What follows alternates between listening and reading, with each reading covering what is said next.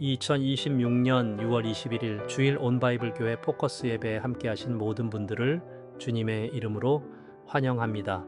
오늘 성서 본문은 마태복음 27장 22절입니다. 빌라도가 이르되 그러면 그리스도라 하는 예수를 내가 어떻게 하랴? 그들이 다 이르되 십자가에 못 박혀야 하겠나이다.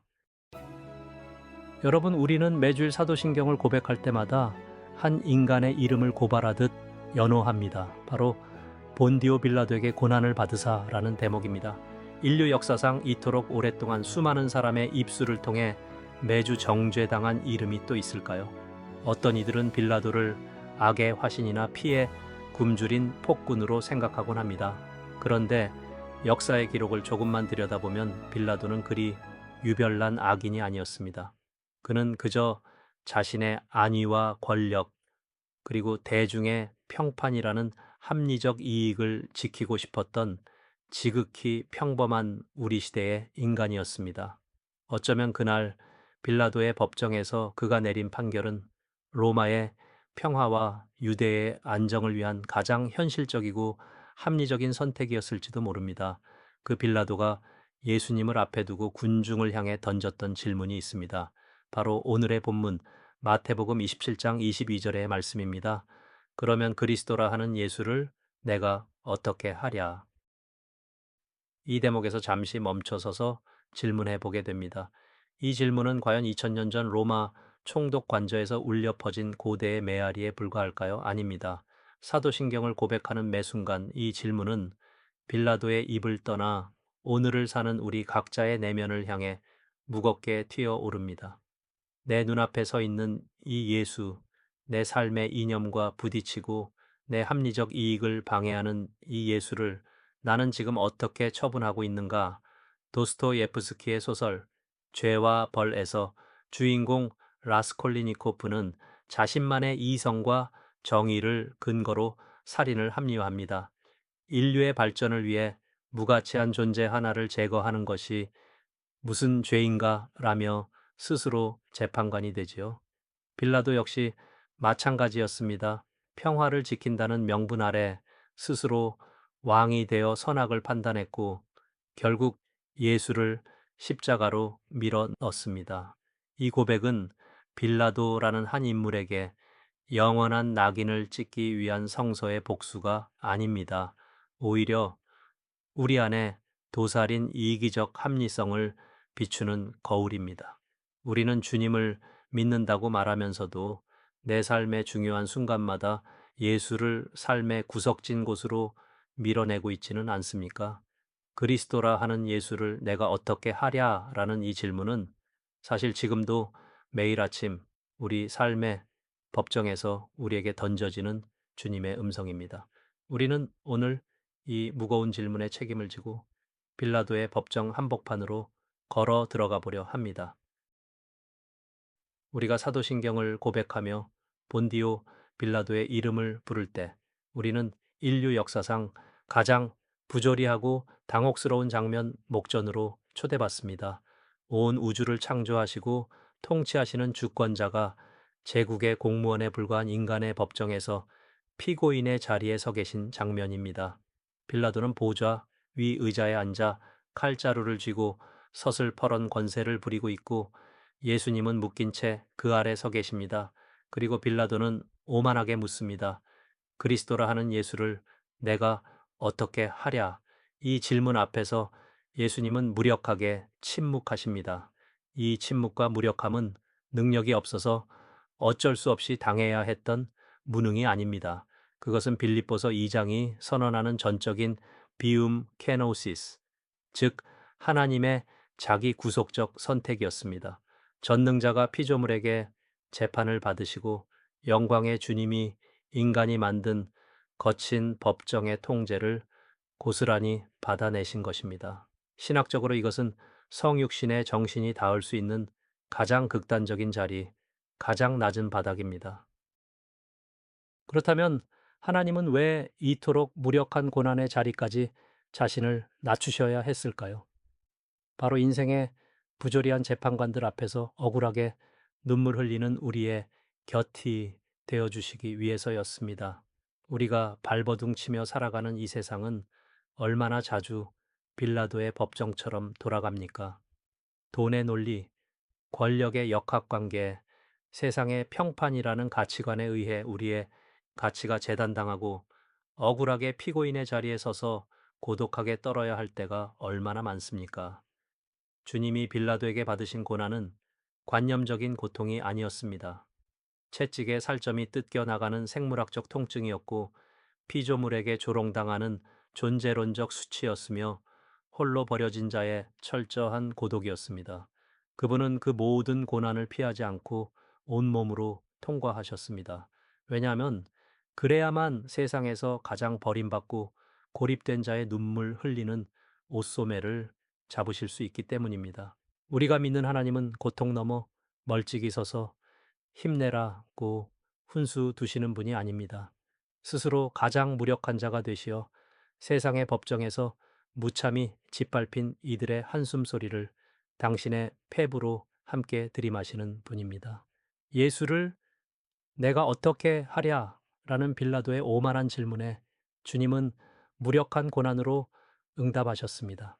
그리고 그 무력함은 오늘도 인생의 법정에서 홀로 외로이 울고 있는 누군가를 향한 하나님의 가장 강력한 연대의 손길이 됩니다.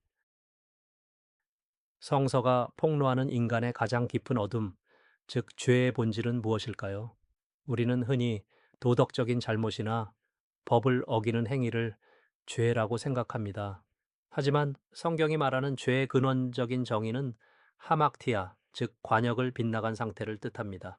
마땅히 하나님이 앉으셔야 할 삶의 중심 보좌에서 하나님을 밀어내고 인간 스스로 그 자리에 올라앉아 왕 노릇하는 상태, 그것이 바로 죄의 실체입니다.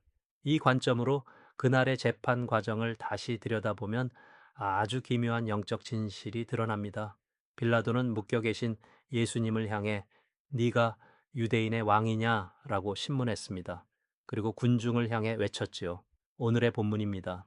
그러면 그리스도라 하는 예수를 내가 어떻게 하랴? 빌라도는 자신이 재판관의 의자에 앉아 예수의 왕됨을 심사하고 처분할 권한이 자기에게 있다고 믿었습니다. 그러나 진짜 관역을 빗나간 사람, 진짜 자기가 왕이 되어 선악을 판단하고 있었던 사람은 누구입니까? 바로 빌라도 자신이었고 그 뒤에 선 성난 군중이었습니다. 그들은 진짜 왕을 피고인석에 앉혀두고 스스로 재판관이 되는 죄를 범하고 있었던 것입니다. 이 날카로운 거울을 오늘 우리에게로 돌려놓아야 합니다. 우리는 사도신경을 고백하며 예수를 우리 주, Our Lord라고 부릅니다. 내 삶의 통치자이자 주인이라는 고백입니다. 그런데 우리의 실제 일상은 어떠합니까?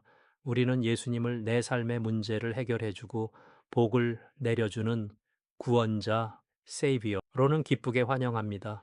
하지만 정작 내 욕망을 통제하고 내 재정을 다스리며 내 가치관을 뒤흔드는 내 삶의 주인 자리는 결코 내어주려 하지 않습니다. 우리는 한국교회 현실 속에서 번영신학과 도덕주의에 물든 신앙을 자주 목격합니다. 내가 이만큼 노력하고 종교적으로 헌신했으니 하나님은 나에게 마땅히 성공을 주셔야 한다는 생각입니다. 이것은 하나님을 예배하는 것이 아니라 하나님을 내 성공의 수단으로 처분하는 행위입니다. 입술로는 주님을 찬양하지만 삶의 결정적인 순간마다 이 예수를 내가 어떻게 하랴 고민하다가 결국 내 안위와 합리적 이익을 위해 예수를 밀어내고 내가 내 인생의 재판관 석에 앉아 버립니다. 우리가 날마다 빌라도의 의자 위에 앉으려 하는 한 우리의 고백은 껍데기에 불과합니다. 예수를 내 삶의 주변부로 처분해 버리는 그 이기적 합리성이야말로 성경이 말하는 죄의 가장 무서운 얼굴입니다.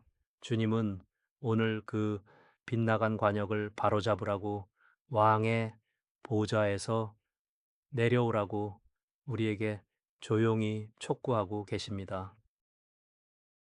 우리는 흔히 사도신경을 고백할 때 십자가에 못 박혀 죽으시고를 고백하자마자 다음 구절인 사흘 만에 다시 살아나셨으며 라는 부활의 영광으로 너무 쉽게 도약하곤 합니다. 십자가의 참혹한 비극을 부활이라는 해피엔딩을 위한 잠깐의 통과 의례 정도로 가볍게 지나쳐 버리는 것이지요. 그러나 사도신경은 십자가의 죽음과 부활 사이에 결코 생략할 수 없는 묵직한 마침표 하나를 찍어 두었습니다. 바로 장사되사라는 고백입니다. 예수님은 십자가에서 숨을 거두신 후 차갑고 어두운 돌무덤 속에 묻히셨습니다. 그곳은 완벽한 침묵의 공간이었고 아무런 소망도 보이지 않는 절망의 심연이었습니다. 제자들에게 그 사흘은 인생 전체가 송두리째 록다운된 것 같은 고립과 고독의 시간이었을 것입니다. 그리스도라 하는 예수를 내가 어떻게 하랴 외치며 예수를 무덤 속으로 처분해버린 세상의 권세가 완전히 승리한 것처럼 보였던 암흑의 시간이었습니다. 우리는 고난을 겪을 때 이 무덤의 시간을 견디지 못합니다. 하나님, 왜 침묵하십니까? 왜 아무 일도 안 하십니까? 원망하며 이 불확실한 질문의 여백을 인간적인 정답으로 조급하게 봉합하려 듭니다. 한국 교회의 많은 신앙 지도가 대책 없는 도덕주의나 기도하면 다 잘 될 것이라는 번영의 논리로 고난받는 이들의 눈물을 서둘러 닦아주려 하는 것도 같은 맥락입니다. 질문이 남아있는 상태를 영적 침체로 여기며 불안해하는 것이지요.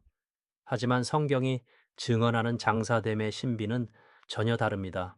예수님은 부활의 영광으로 직행할 능력이 있으셨음에도 인간이 맞이하는 가장 깊은 절망인 무덤의 시간을 온전히 몸으로 살아내셨습니다. 사방이 막힌 무덤 속 어둠, 하나님의 활동이 전혀 느껴지지 않는 그 침묵의 마침표 속으로 주님이 직접 내려가신 것입니다. 이것이 우리에게 왜 위로가 됩니까? 내가 인생의 무덤 속에 갇혀 있다고 느낄 때 사방이 막혀 어디로도 갈 수 없고 하나님마저 침묵하시는 것 같은 고립의 순간에도 주님이 이미 그 무덤의 자리에 먼저 내려와 계시기 때문입니다. 주님은 영광스러운 빛의 자리에서만 우리를 기다리시는 분이 아니라 우리가 지나는 어둠의 가장 깊은 바닥에 천막을 치고 함께 기다려주시는 분입니다. 그러므로 우리 삶에 여전히 질문이 남아있고 결론이 쉽게 나지 않는 어둠의 터널을 지날지라도 절망할 필요가 없습니다. 하나님의 가장 깊은 은총은 때로 아무것도 보이지 않는 무덤의 침묵 속에서 조용히 흐르기 때문입니다. 그 장사됨의 시간을 온전히 버텨내는 것 또한 성육신하신 주님의 신비에 참여하는 거룩한 과정입니다. 우리는 매주 사도신경을 고백하며 본디오 빌라도에게 고난을 받으사 십자가에 못 박혀 죽으시고 장사 되신 예수를 입술로 부릅니다. 서두에 말씀드렸듯 이 고백은 단순한 종교적 주문이나 예배를 시작하기 위한 형식적인 의식에 그쳐서는 안 됩니다. 이 고백은 매 순간 우리에게 본문의 질문을 던집니다. 그러면 그리스도라 하는 예수를 내가 어떻게 하랴? 우리는 이제 이 질문에 삶으로 대답해야 합니다. 기독교 신앙은 십자가의 고난을 미래에 얻을 부활의 영광이나 축복을 위한 수단으로 여기지 않습니다. 고난을 피해 성공의 자리로 도망치려는 번영의 논리나 종교적 울타리 안에서만 안심하려는 도덕주의는 성육신과 십자가의 신비를 왜곡할 뿐입니다. 진짜 신앙은 내가 인생의 재판관이 되어 앉아있던 그 빌라도의 의자에서 스스로 내려오는 것입니다. 내 욕망과 합리성으로 가득 찬 내 삶의 보좌를 비워내고 비로소 주님께 그 자리를 내어드리는 것입니다. 세계적인 영성가 헨리 나웨는 우리의 영성이란 결국 내 삶의 공간을 비워 하나님이 활동하실 여백을 마련해 드리는 일이라고 했습니다. 부활의 은총과 거룩한 삶을 먼 미래의 일로 미루지 마십시오. 언젠가 형편이 좋아지면, 언젠가 고난이 다 지나가고 나면 그때 주님을 위해 살겠다고 말하지 마십시오. 예수님이 친히 무덤의 어둠까지 내려가 우리 삶의 척박한 현실과 연대하셨다면 우리가 몸으로 살아가는 지금 이 순간이야말로 가장 거룩한 삶의 자리가 되어야 합니다. 사방이 막힌 것 같은 삶의 록다운 속에서도, 여전히 질문이 남아있는 불확실함 속에서도 지금 이 순간을 영생으로 살아내야 합니다. 내가 왕이 되어 타인을 심판하던 빌라도의 법정에서 내려오십시오. 그리고 기꺼이 누군가의 곁이 되어 무덤의 침묵을 함께 견뎌주는 십자가의 길로 걸어가십시오. 그 흙탕물 묻은 거룩한 삶의 현장에서 우리와 함께 무덤에 묻히셨던 주님은 비로소 우리를 통해 당신의 살아계심을 세상에 드러내실 것입니다. 그 십자가의 곁에서 지금 이 순간을 영생으로 살아내는 저와 여러분이 되기를 소망합니다.